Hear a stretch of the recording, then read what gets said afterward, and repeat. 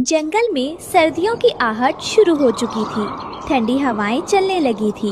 जंगल के सभी पक्षी अपनी जान बचाने के लिए गर्म देश जाने की तैयारी कर रहे थे। आसमान पक्षियों से भरा हुआ था। रानो बहन, जल्दी तैयारी कीजिए, शाम तक हमें निकलना होगा। अगर हम यहाँ रुके तो बर्फबारी में हम सब जम जाएंगे। रानो चिड़िया अपने घोंसले में बैठी थी। उसका एक पंख चोटिल था, इसलिए वो लंबी उड़ान भरने से डर रही थी। कालू कौवा पास की डाल पर बैठा उसे देख रहा था।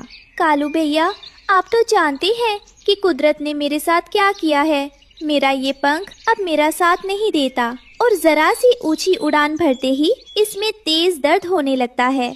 हजारों मील का ये सफर मैं कैसे तय करूंगी? बीच रास्ते में किसी तूफान या शिकारी का निवाला बनने से बेहतर है कि मैं अपनी इसी जन्मभूमि की मिट्टी में दम तोड़ दूं। आप सब चले जाइए, मुझे मेरी किस्मत पर छोड़ दीजिए। अगर रानो यहाँ रुकी तो इस बार की ठंड उसे मार डालेगी। उसका घोंसला भी कमजोर है, उसे जाना ही होगा, चाहे जैसे भी हो। कालू नदी किनारे अकेले बैठा सोच रहा था। वो रानो को समझा समझा कर थक चुका था, लेकिन रानो जिद पर अड़ी थी। कालू को एक कठोर फैसला लेना था। रानो को बचाने के लिए मुझे उसकी नजरों में गिरना होगा। उसे मुझसे नफरत करनी होगी, तभी वो मुझे छोड़कर जाएगी। भगवान, मुझे माफ करना। शाम को जब रानो अपने घोंसले को ठीक कर रही थी, कालू वहाँ गुस्से में आया। उसने रानो के घोंसले पर एक जोर का धक्का मारा। कालू भैया, ये आप क्या कर रहे हैं? क्या अपनी आँखों के सामने मेरा तिनका तिनका बिखरता देख आपको जरा भी दया नहीं आ रही? जिसे मैं अपना भाई मानती थी, जिसे मैंने हर सुख दुख में अपना साथ ही समझा, आज वही मेरे सिर से छत छीन रहा है।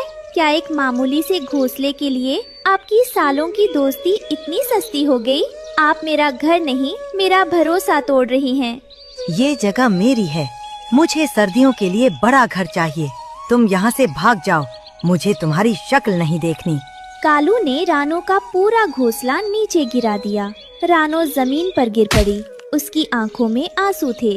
उसे विश्वास नहीं हो रहा था कि उसका भाई जैसा दोस्त ऐसा कर सकता है। कालू भैया, हम तो परिवार की तरह थे, आप इतने बदल कैसे गए?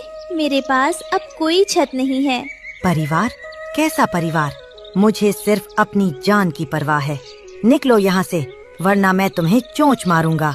मजबूरी में रोते हुए रानो ने उड़ान भरी। हरिया तोता और बाकी पक्षी उसका इंतजार कर रहे थे। रानो ने आखिरी बार पीछे मुड़कर देखा।